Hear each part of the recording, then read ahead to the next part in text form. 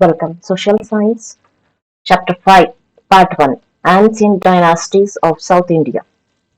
The Gangas of Talakadu, subtopic in that Part 7, Classics. Shravanabelagola reminds us of the great monolith statue of Bahubali, Gommateshwara we call. Bahubali is the symbol of sacrifice and detachment. They are the noblest Indian values. Why it is like this is Bahubali is a symbol of sacrifice and detachment because he didn't have any attachment to his position. He was a prince.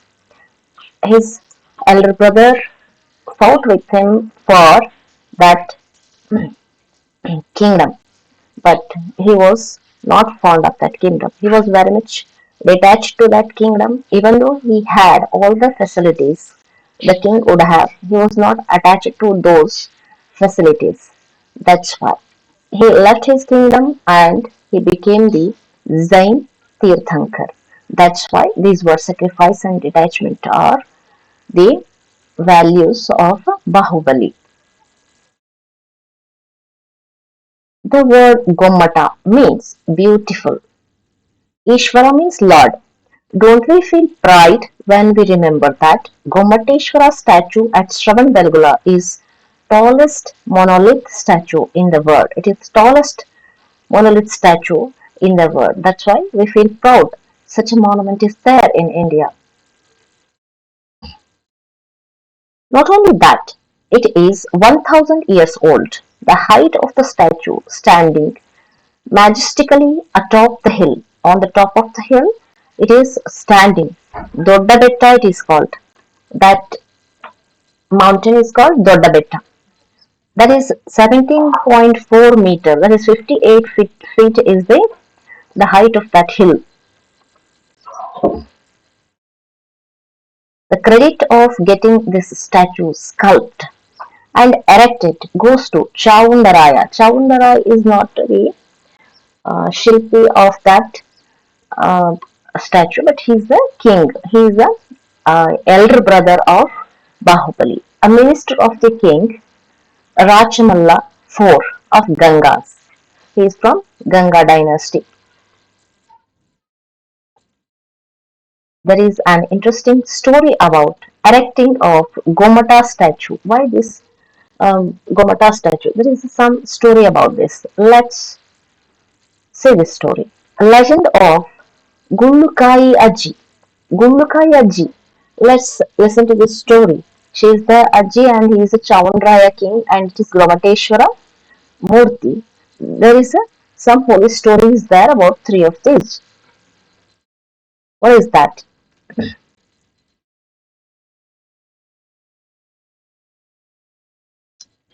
There is an episode that links Gullakai Aji with Chavandaraya.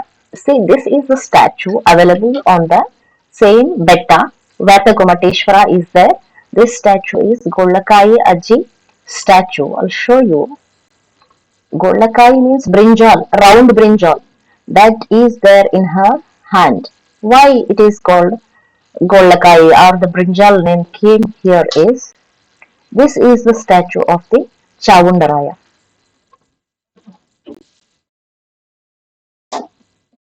Chavundaraya arranged the celebration of the Mahamastaka Abhisheka to the idol of Bahubali. Chavundaraya arranged this Mahamastaka Abhisheka and then what happened? Let's see the next part of the story. He poured milk over the head of the icon. Icon who is here? Gomateshwara Murti. But the milk did not reach the height of the icon, did not reach to the bottom. Whatever be the quantity of the milk poured, how much big quantity of the milk is poured, even it reached the only half of the Murti. It did not reach till the feet. So, Chaunraya disappointed. Disappointed Chaunraya asked his guru for the reason. Then Guru asked him to pour the milk bought by an old woman in a hollow round brinjal. Brinjal, see, this is the brinjal in her hand. She didn't even have a pot to bring a milk. She washed it, she hollowed the brinjal, and she filled the milk in the brinjal and she bought that. So this is a round brinjal available in Karnataka. This is called Gulai, round it is round in shape. Gulai is a round variety of the brinjal. When the Guru's command was obeyed, the milk poured on the head of the idol, drenched the whole body and flowed over. The small amount, how much milk will be? Can you fill in the round brinjal? Maybe one glass of a milk, right? That glass of a milk reached till the feet. It covered whole body. The word Gullakai Aji was coined. Then Chavanraya made her statue on the betta, same betta where the Gomateshwara Murti is there, on her name. Gulakai Aji. Gulakai means round brinjal. The milk that overflowed filled the tanks. That small amount of milk bought in a brinjal filled the tanks, and the water became white. So that place acquired the name Belakola. Belagola. Shravana Belagola. Two words are there. Belakola. White tank. White tank. The water became white in that tank because of the small amount of milk became that much big so that the tank could have been filled. This was the magic happened at that time. As the giant saints, Shravanas, lived there, it is called the Shravana Belagoda. Giant saints wear white clothes. Okay, that's why it is called Belakola, Shravana Belakola.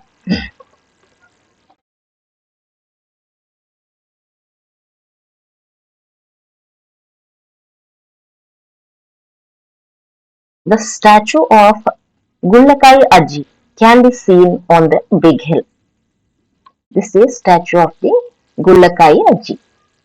This 5 feet tall black stone statue is very artistic. See how beautiful this is. This statue is carved. This was also erected by Chaundraya. This work is also being done by this king Chaundraya. The Gangas built beautiful temples for the Pataleshwara at Talakadu and Kolaramma at Kolara. In Kolara they built the temple for the Kolaramma, and in Talakadu they built the Pataleshwara. Talakadu was at the time of Gangas, it was a big city like a Bangalore, but now um, it is uh, submerged in the sand. Whenever it rains, again all these temples um, masked with the sand. Again they'll dig the sand and put it aside, and it will be open for the visitors like this it is. Chavanraya Basadi is on the small hill at Shravanabelagola. He is sorry. Chavanraya's Basadi is also there on the another hill at Shravanabelagola. If you visit Shravanabelagola, you can visit this hill also. Hundreds of the Vira Galus. Vira Galus means the stone slabs erected in the honor of a person who sacrificed himself are the contribution of the Gangas. What they did to respect the soldiers. Vira Galus means the stones written for every stone is written for the soldiers fought in the battlefield. For them, they have written the Vira Galus like this. This work is done by this work contribution is done by Gangas for their soldiers. Description of the deeds of the valor of the person, that means the bravery of that person, is etched on the stone slabs as monuments. On the monuments, if you inspect the very small details, you see that the valor of the person, that is the bravery of the soldiers, you can see like this. Like these sculptures are built on the big temples. Small details. If you see that monument in detail. You can observe that. Some writings or the figures are also seen on the Vira Galus. Some writings are there, scripts are there, also some drawings are also there. The Gangas ruled the land for a longer period than any other dynasty did. Why so? Not only Talakadu, Ganga's dynasty was from Odisha to Karnataka, that western part of the western coastal part, Odisha up to the Talakadu is also included in that.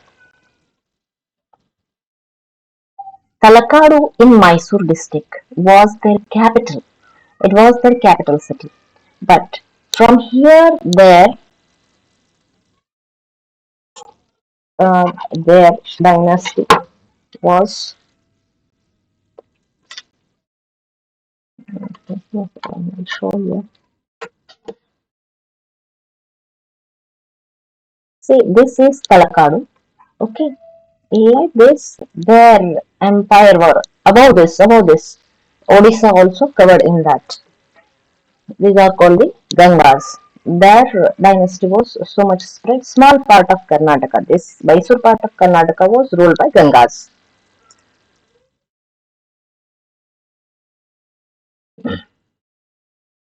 The kings have proclaimed in inscriptions that they ruled for the welfare of the subjects.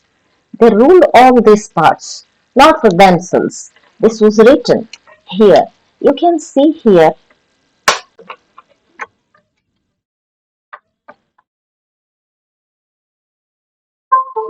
Yes, see here. Here, this is Odisha, and some part of Madhya Pradesh is also there. Andhra Pradesh is there, and here, some part of Karnataka, that is Mysore part of Karnataka, was also ruled by the Gangas. They captured all these areas for their subjects. Subjects means the soldiers, all the employees working under them were called at that time as a subjects. This is Chaundraya Basti at Shravanbelagula. Such a beautiful monument it is.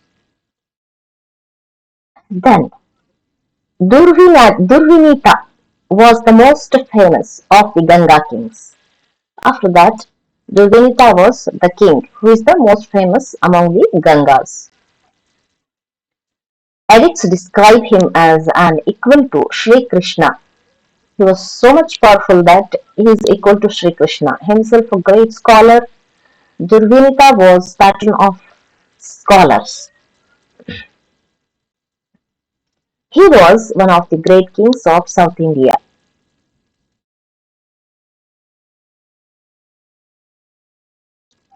Literature.